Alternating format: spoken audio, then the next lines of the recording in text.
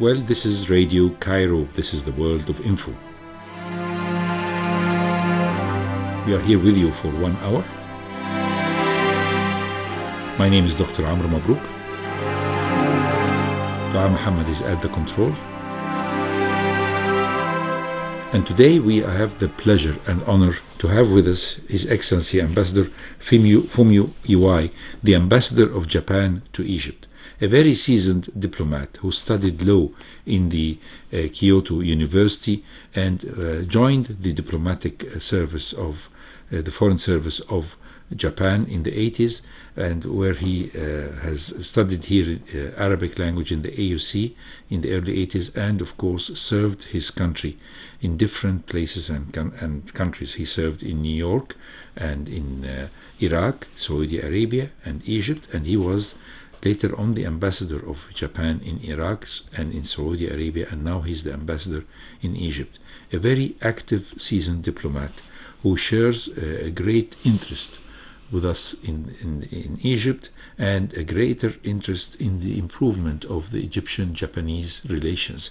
And we'll talk about that because we had the honor and pleasure to have with us His Excellency last year to talk about his hopes and prospects of increasing and improving these fields of cooperation. And today we are going to discuss that as well. But before we start, first we would like to welcome you, sir, and thank you very much for having the time to come to our program. We really appreciate that very much, sir. Well, it's always a pleasure to join you in your very important program. Thank you, sir. Thank you for having me. It's very kind of you, sir. Japan ranks high in the matrix of prosperity, such as the Human Development Index, with the Japanese population enjoying the highest life expectancy of any country in the world, and the infant mortality rate being the third lowest globally. This means that it has a perfect healthcare system. How was that possible? Well, thank you very much for this interesting question. In fact, in 1947, 2 years after the war, the average life expectancy of Japanese men was just around 50 years. But today, it stands at 81 years. So it is indeed a great achievement for the Japanese healthcare system. Why was it possible? I believe there are a number of factors. In fact, the system itself cannot make such a big progress. But I can point out three main factors that are working together to bring us this achievement. The first one is Universal Health Insurance System, which was established in 1961. Under this system, all citizens can receive medical services regardless of their income or occupation. So all in all, the ultimate goal was universal health coverage. Universal health coverage means all people can access essential health services whenever they need them and wherever they live in Japan, at the same time at an affordable cost. Mm-hmm.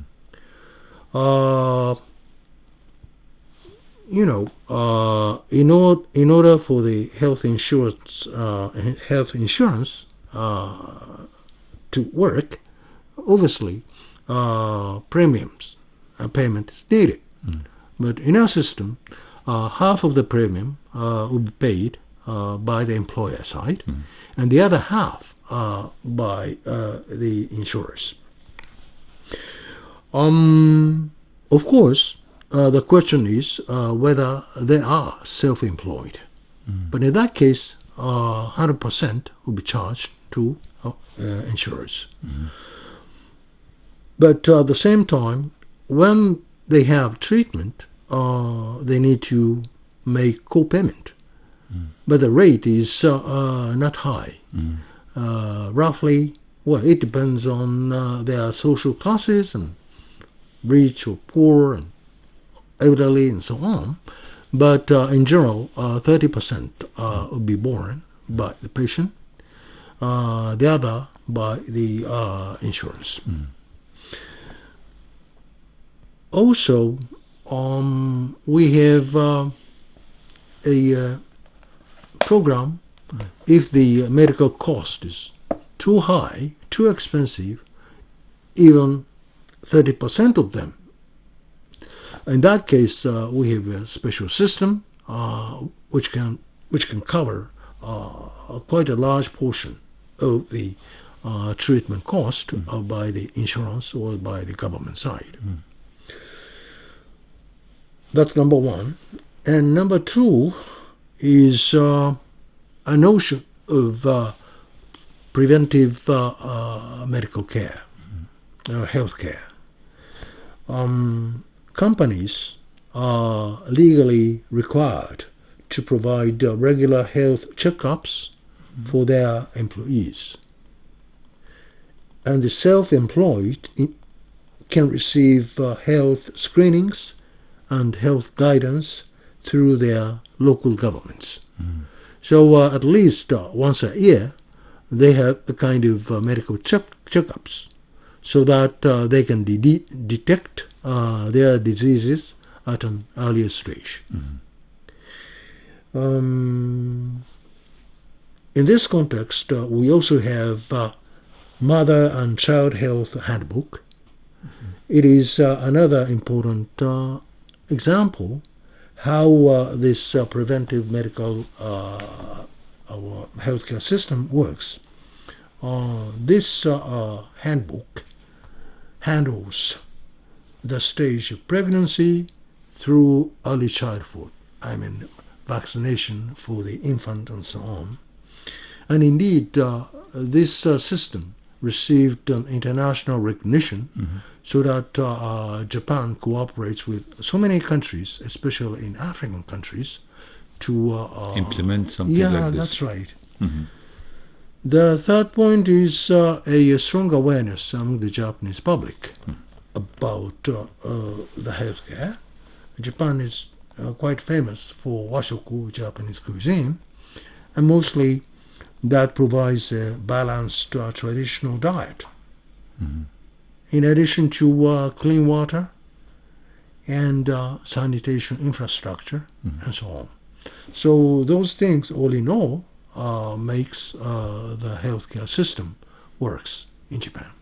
And this draws our attention because usually they say the progress of any country or any society depends on two pillars, the health and the education. And I think this is what Japan has concentrated on after World War and after the devastation, World War II, after the devastation that happened in all the infrastructure and the number of casualties and the number of losses that happened.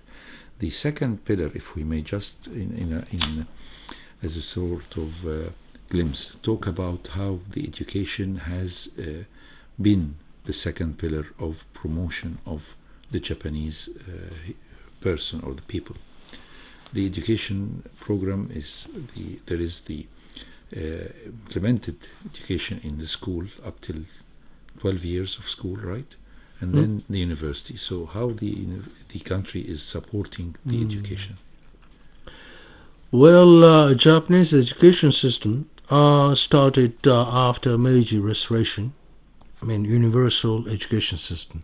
But even before that, during the time of Tokugawa shogunate period, at least children from samurai class attended some kind of schools where they learned how to read, how to write, how to count. Then Meiji era started.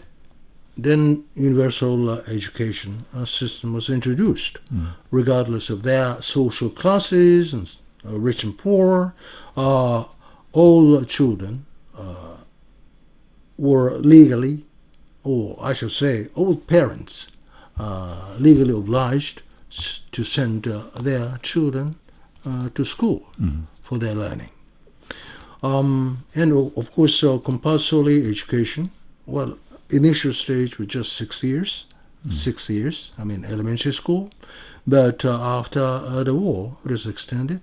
So now 9 years, 6 plus 3.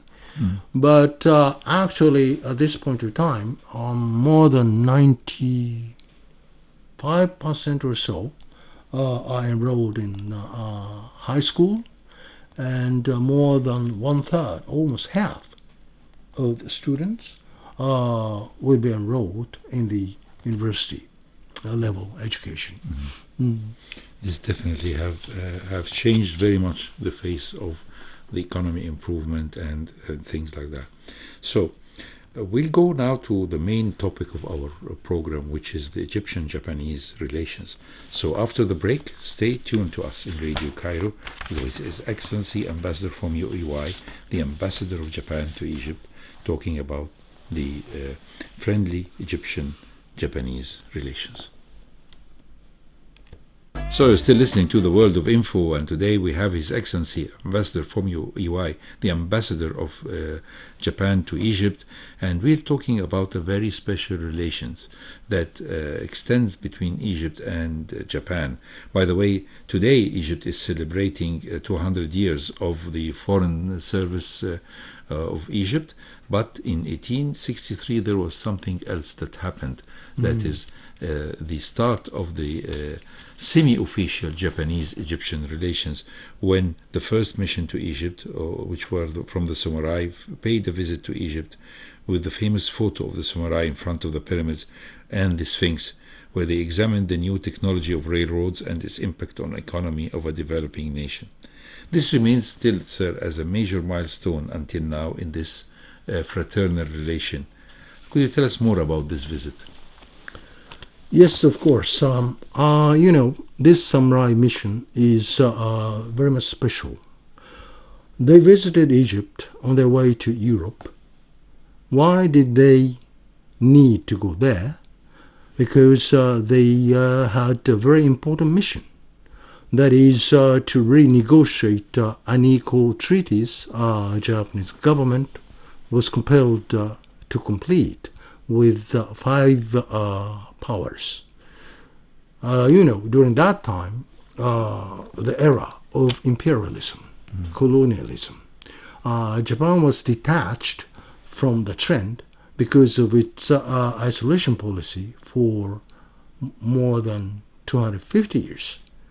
But in 1853, I believe, all of a sudden that peaceful time came to an end with the appearance of 4 black ships, steamships, steamboats from the United States. And they request Japan to conclude what opened up its country to the outside world. That is why Japan concluded the treaty, but this treaty was regarded unequal in 2 ways. One is extraterritoriality, crimes committed by foreigners in Japan were not tried by the Japanese authorities under the Japanese law. The second one was lack of authority over tariffs. So it means the Japanese government had no authority to put tariffs without consulting those powers. In fact, addressing this issue took 50 years. It was done in 1911. The treaty was concluded in 1858. But their mission was that, but on their way to Europe, they came to Egypt, they arrived at Suez, and from Suez, via Cairo, Alexandria, they rode on steam trains, railways. Yes. In fact, that was their first time to ride such a fast transport vehicles. So they were very much amazed. And they learned how the world is different from Japan. They proceeded their trip to Europe. Obviously, their original mission to renegotiate unfair, unequal treaty was completely a failure. But they learned a lot from their trip on how European countries are developed, how Egypt, sorry to say, how even Egypt, which was under modernization process under Muhammad Ali dynasty, developed. That is the big fruit, or if they got ideas on how Japan should proceed in the future. So in that sense, this visit was very much important, critically important for the future course of Japan at that time. That's really very interesting, sir. And we know, of course, that the second country in the world to have a railway service was Egypt after Britain. And this makes Egypt very, historical perspective. And this also draws my attention from my own personal experience on riding the railways of Japan and how fast and efficient they are. So I say the roots are Egyptian. Yeah, indeed, the roots are Egyptian. Well, of course. Yeah, they wrote in their memoir that riding a train, the first train, looked like flying in the sky. Wow. I had the same feeling in Tokyo, from going Tokyo to Kyoto with a very fast train. I think it was almost 250 or 300 kilometers per hour. Yeah. It was extremely fast, and it was as if I were flying a plane. So I reciprocate what they have said in 1863 compared to what happened to me in 2023. So the most important start, what the Egyptians felt about the Egyptian-Japanese cooperation was actually in three projects, or what we call really three mega projects. In spite of one of them, there is not that big on the prospect of the building or whatever, but it is in its place of the hearts of Egyptians, because we have three projects: the Cairo Opera House, and the Abu Rish Pediatric Hospital, and the Salam Bridge that connects the Asia with Africa in Sinai. So when we talk about that, we really feel that this has touched the hearts of Egyptians. So should we start with the opera, or we start with the hospital? I think these two projects are really mega projects. Let's start with the opera, because Egypt, which has known the first opera in Africa and in the Middle East, was in 1869 when Ismail, in order to celebrate the opening up of the Suez Canal, he decided to build an opera, which was acoustically a beautiful place. And I had the chance to visit it when I was a child. But unfortunately, this beautiful wooden structure was burned from recklessness in the early 70s. And Egypt never had another opera built to be an opera like this. And then we found Japan in the 1980s approaching and building an opera in the beautiful place in Zamalek, and acting as a minaret of spread of culture. So tell us about this project. What brought the idea to Japan to do this? Yeah, of course, I'm happy to talk about it. As you said, the original opera house was built in 1869 by Khedive Ismail Pasha in downtown. But unfortunately, it was burned down in 1971. Yeah. So Egyptian people, Egyptian government, I believe, had a strong aspiration to have it again. Then Japan was approached by the Egyptian government. So Japanese government decided to make grant aid to build it again.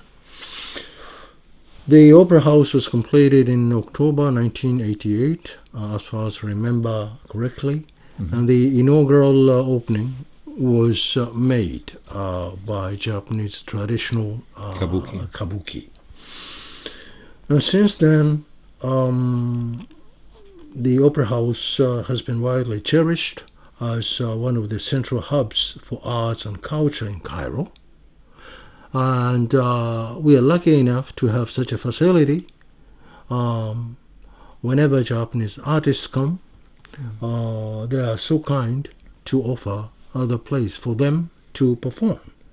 One example is last month, we were able to hold a collaboration concert featuring Egyptian as well as Japanese artists.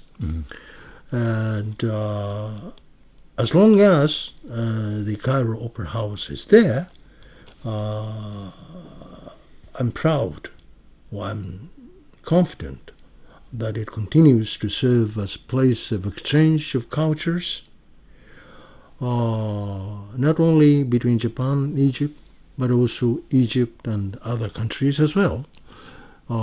It's indeed cultural hub. The official name of that Opera House is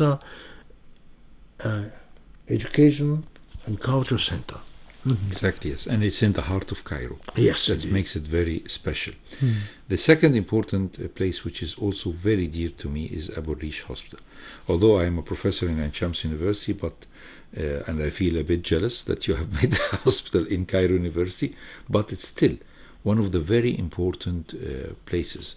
The Abu Rish, or what they simply call it, the Abu Rish Japanese Hospital, has been built in the 80s and has been functioning relentlessly with great efforts and great donations from all the society to keep this beautiful hospital working efficiently and giving support and care and treatment to thousands, if not millions, of lives of children of Egypt, with its place in center of Cairo and a place of excellence of education, because this is the oldest medical faculty in Egypt, built in 1828 in this area.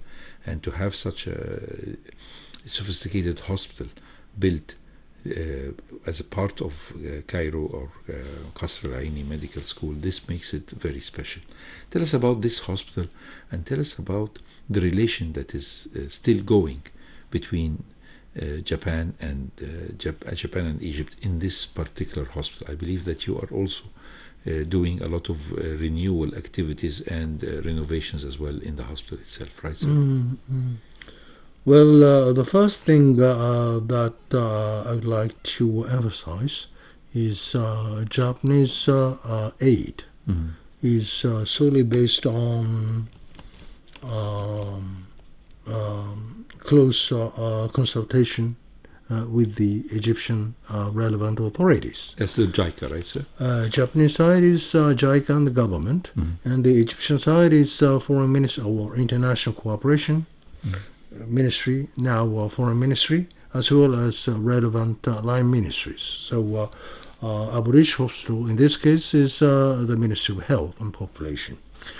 And we, at that time, Japan felt strong justification in the explanation or presentation made by the Egyptian side. So we decided to support, to have this children's hospital. Not only making the or building the hospital, there was technical cooperation program which lasts roughly 10 or more than 10 years. That is to train Egyptian medical experts, including doctors, so that they can manage to operate the hospitals by themselves. That is why up until now the hospital itself is well and efficiently managed, administered by the Egyptian side. And at a later stage, I believe one more building was built with the Japanese grant aid. But we are happy to see Egyptian doctors over there are now trained next generation doctors by themselves. So we call it trainers training.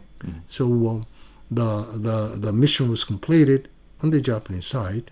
In the health sector, well, we earlier discussed health insurance system in Japan. We are now cooperating with the Egyptian side for universal health insurance system, which is being introduced to Egypt with 6 phases, I believe, together with other donors from European donors. And I really hope by 2030, all the 27 governorates will be covered by this insurance system. Definitely. The third mega project, which is the bridge, which is between the eastern bank and the western bank of Suez Canal. And it's a very beautiful bridge that is like the Brooklyn Bridge. It's like a hanging bridge, so that it will allow all types of even future mega container ships to pass underneath it, and so the bridge will never be obstructed or stopping for hours for allowing ships to pass. This makes it a very special place, or a special bridge connecting and bringing the prosperity of the Nile Valley to the desert of Sinai, and therefore allowing the transfer of everything, whether this is the human beings or the commerce, or most important of all, the educational line that goes between the east, the west and the east. So tell us about the bridge, sir, which I think is very efficient. And I'm very happy that I once used it. It's usually not every time that you use it. Sometimes you use the tunnels, but the bridge, sometimes when you're going to Arish especially, you use it. Yeah, indeed. In fact, I have a special attachment to this project because I was deputy in the department, or in the division in charge on the Japanese side, as well as during my second service in Cairo as the head of economic section. This bridge project was about to be completed. So at that time I went there, and on top of the bridge I saw Suez Canal and how tall it was, I felt. So I remember quite well about that moment. This bridge, physically connects African continent and Asian continent. Bridge between the two big continents, and expected to facilitate the transport of both peoples and as well as goods. The bridge is a suspension bridge, huge bridge, so high. And indeed,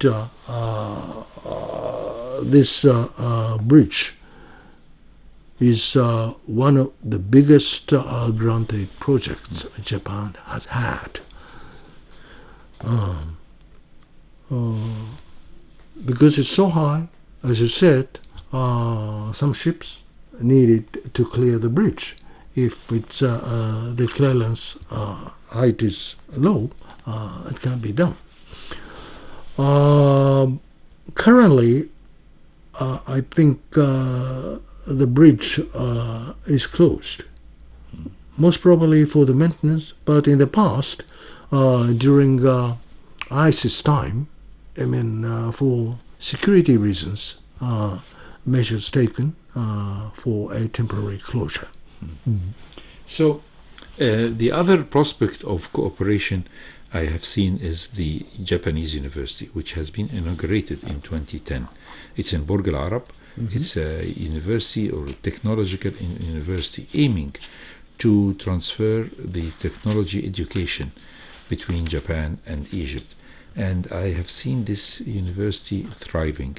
And as we talked about it before going on air today, you told me that they are having more prospects of expansion, trying to increase the number of students and increase the number of buildings and increase the specialities that are taught in this university. Tell us about this mega project, because it's built it has been chosen to be in Burj Al Arab because Burj Al Arab was originally planned to be a big industrial city. So the supply of this industrial city with well-educated young people to work in that place and to get accustomed and living in the same place will let them join these factories very easily, because definitely they have got used to be living in Burj Al Arab, and that was the idea.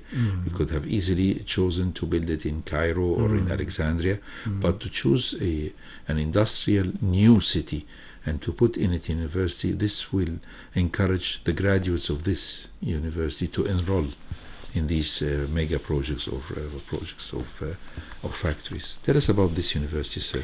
Okay, we call it EJUST, Egypt-Japan University of Science and Technology. Yes, it was opened in 2010. And indeed, it has been ranked the first among the top universities in Egypt in accordance with the Times University's ranking. And in fact, this year, in 2026, EJUST also achieved its first ever inclusion in the QS World University Ranking, another ranking of world universities. So I think they are doing well. And as you correctly pointed out, the location of that university means the coordination between the industry as well as academy. So those who study university can get jobs near that area.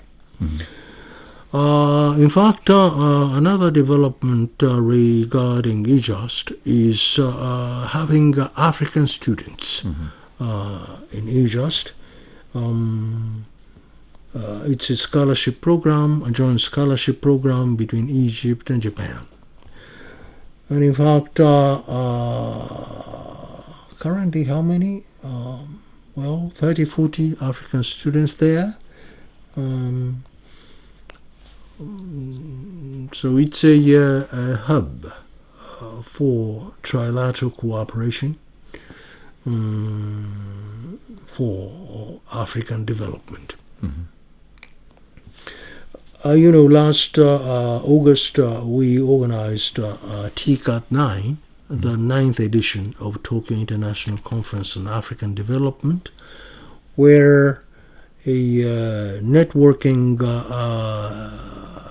endeavor was launched among Jomo Kenyatta University of Kenya, EJUST, and Stellenbosch University in South Africa. So not only having African students, but also we used as a hub for study and research covering the entire African continent. When it comes to the future plan of EJUST, I believe the ultimate goal is to have a close collaboration between university, industry, and in fact a number of companies try to have collaboration.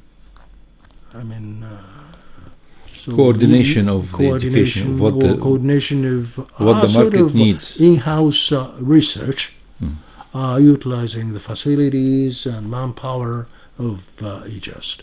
That is a new direction, and indeed I think it's very useful if it succeeds. Of course. And another attempt of collaboration between industry and academia is EJ Kosen, which is located in the 10th of Ramadan city. This Kosen is a 5-year program, 3-year high school education plus 2-year college education altogether. And the location of that school also has the meaning as EJUST location is meaning. And what is it called, sir? It's called Kosen, Kosen, Kosen. It's a technical college. In fact, it's nurturing engineers and technicians who are ready to contribute to day-to-day work from day one after they enter companies, factories. That's the basic idea. And that was opened last autumn. So the first batch of graduates will come up in 5 years. So we'll see good, excellent students and graduates will come up to join the force with the Egyptian industry. That's really very interesting, sir. So, there's a lot of really mega projects. Yeah. Definitely, indeed. I think what helped this is that both our leaderships, whether this is President Sisi or the Japanese leadership, they are what we can call transmitting on the same wavelengths of friendship. And there is full of an understanding that Japan always show to the needs of Egypt in development. And all these projects have been chosen and discussed with the Egyptian government. And I think also the investment that our president has done in the infrastructure has really helped very much in the progress of further investment in Egypt. So we'll talk about two topics and then we'll get back to the further investment in Egypt, the Japanese investment. We'll talk about another mega project that touched all the Egyptians and the whole world, which is the Grand Egyptian Museum, or the GEM.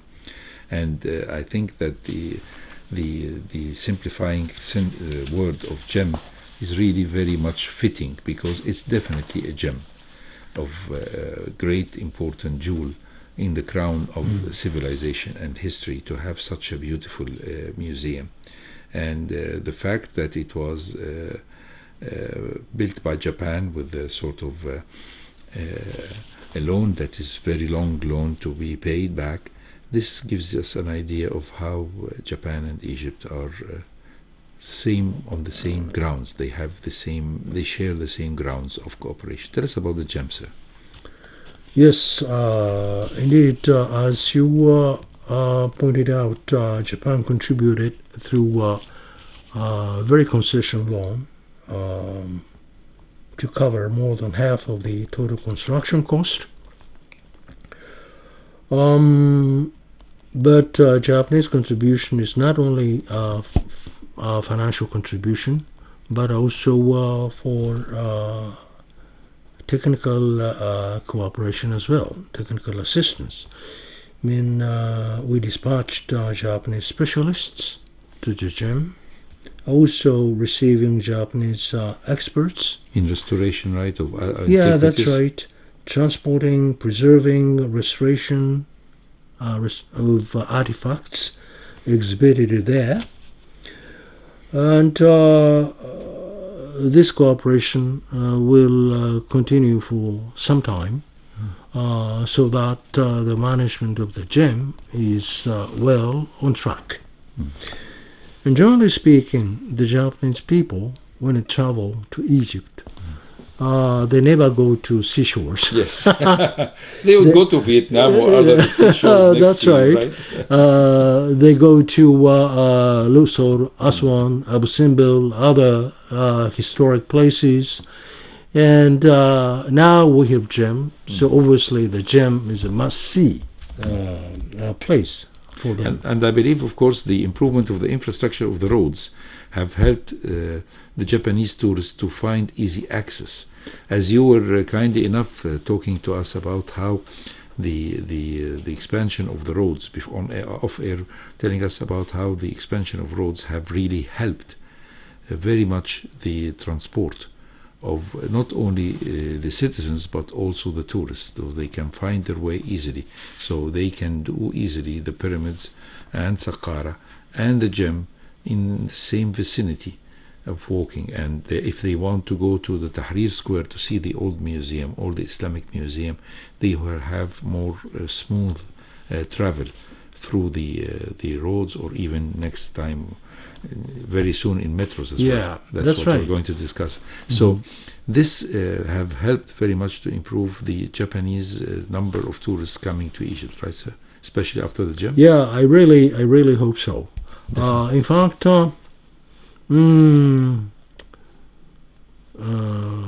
Egypt inbound tourism from Japan, I should say, was unlucky.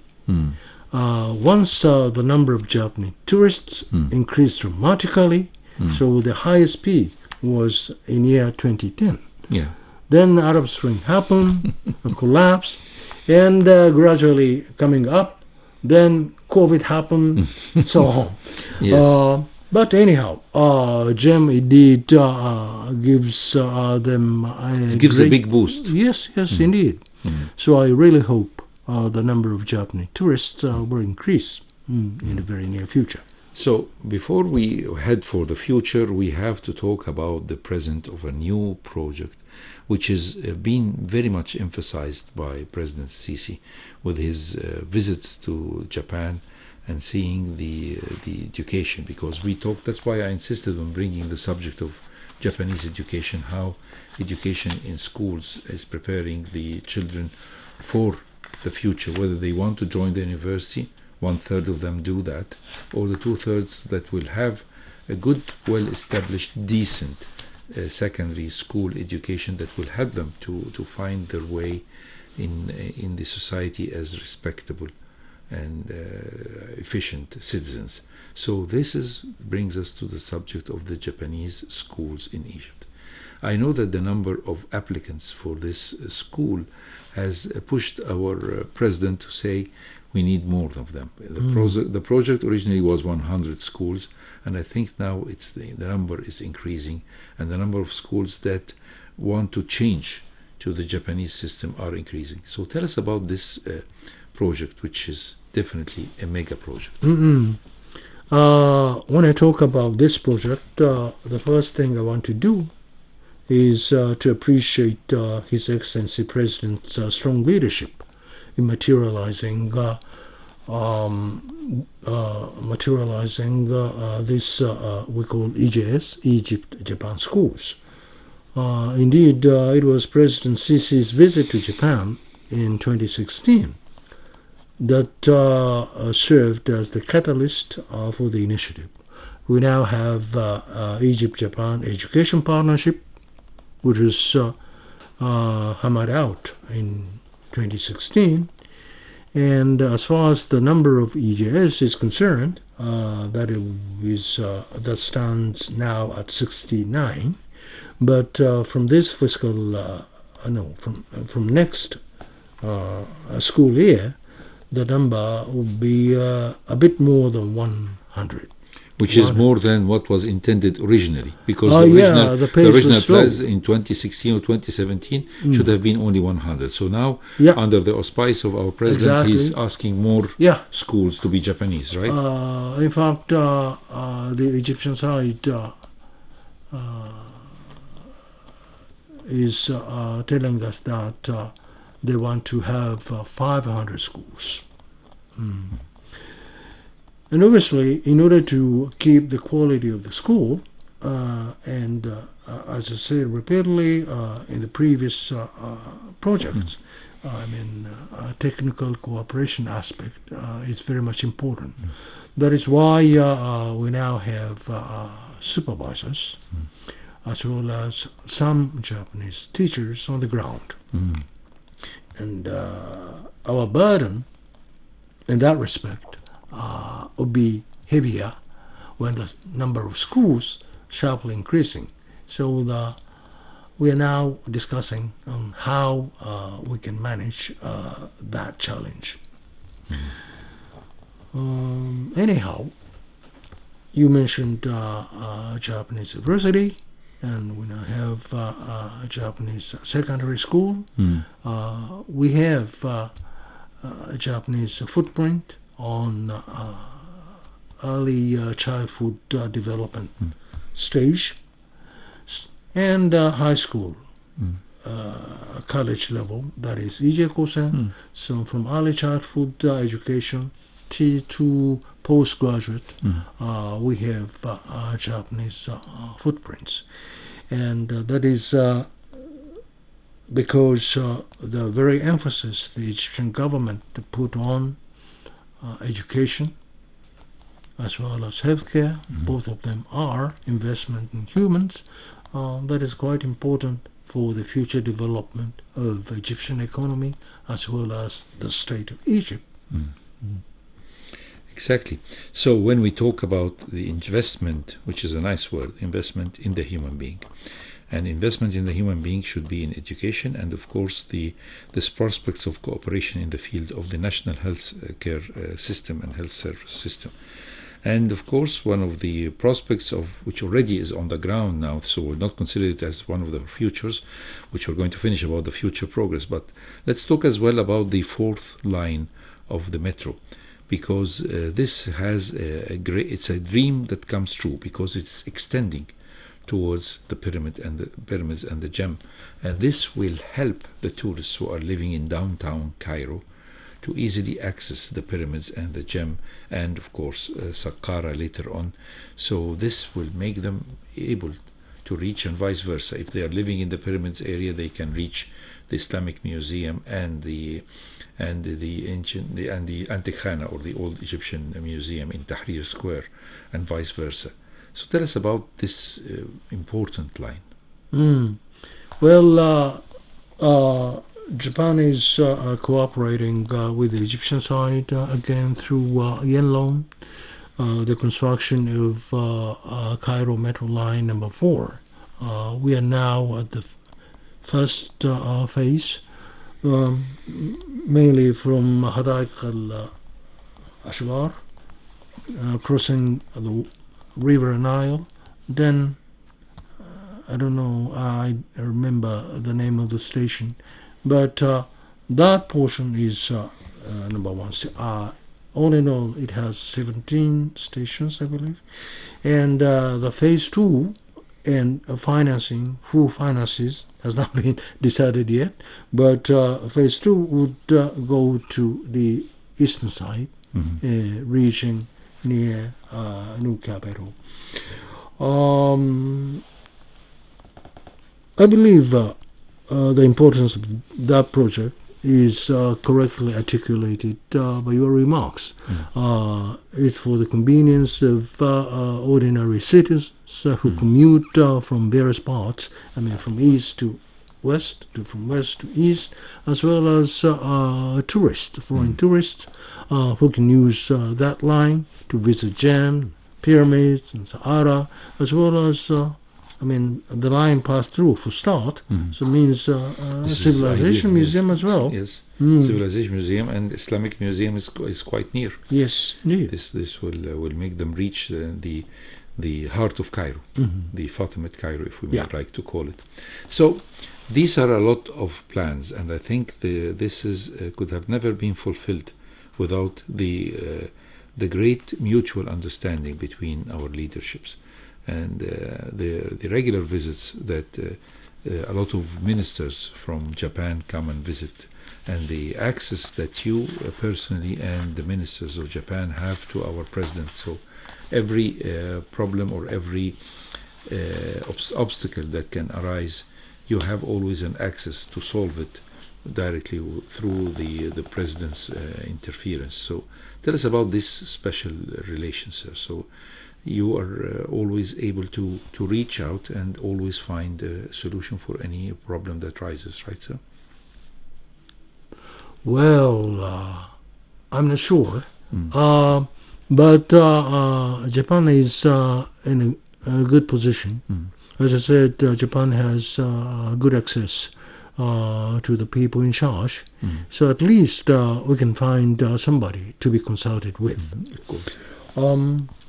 And at the very bottom line, I can say, Japan is a peace-loving nation. Egypt is a peace-loving nation. And we want to solve all the problems through negotiation, through consultations, negotiations, that the very foundation of our relations.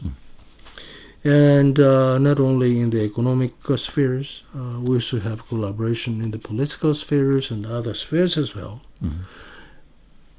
And I'm lucky enough to see the next year, 2027, marks 105th anniversary of the establishment of our diplomatic relations, also the resumption of relations, 75th anniversary.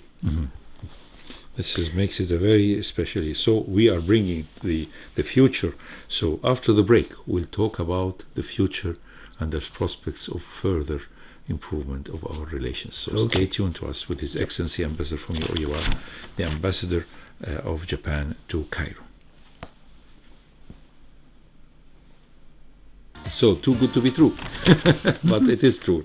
So, with His Excellency Ambassador Fumio Iway, the Ambassador of Japan to Cairo, the final remarks, because I believe that you have, in your short period here in Egypt, you have seen a lot of you. I mean, you have definitely, with your active role, have improved your presence everywhere to improve the Egyptian-Japanese relations.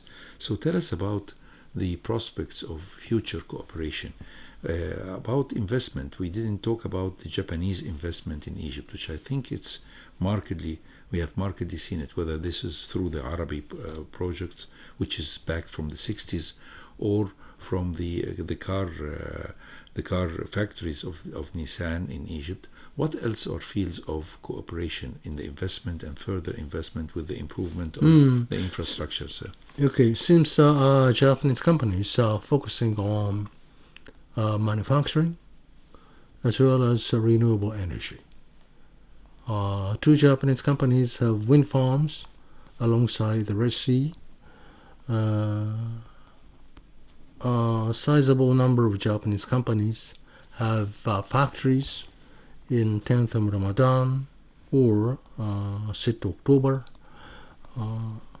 ranging from parts of cars like wire harness and sanitary goods, nutrient drinks, and so on.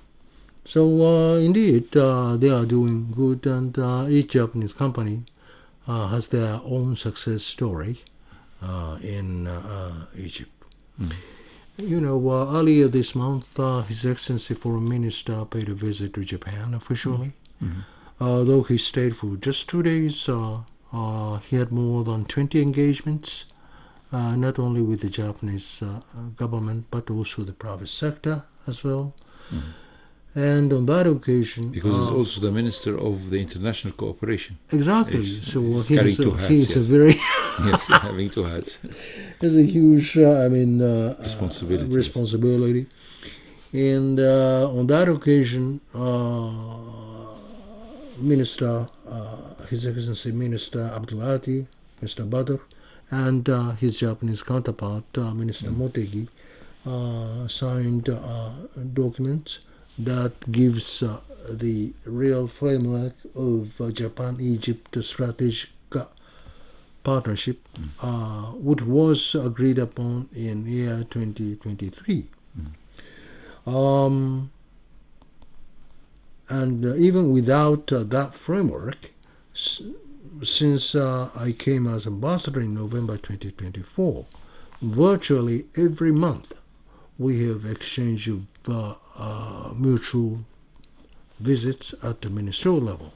Currently, Vice Deputy Minister of Social Solidarity in Japan, and I know in July another mission and from another different ministry, August the same, and in return we accept some ministerial visits next month as well. So all in all, there are very close contacts between two sides, Japanese side and Egyptian side, in various fields. Of course. And of course, the fact that Egypt is, as we say, on the corner of Africa and the Middle East, with its strategic place and with the presence of the Suez Canal and the presence of the mega project of the economic region of the Suez Canal, I think this can also attract sort of more investments in Egypt, especially with the fact that Egypt can be the port or the gate to the whole of Africa, and Japan is very much interested in improving its not only the economic relations but also the friendly relations with the African nations, and no better than Egypt to be such a gate of cooperation and friendship, right, sir? Yes, indeed, the geographical advantage of Egypt is one of the points I always raise when I speak with the Japanese private sector, Japanese companies people.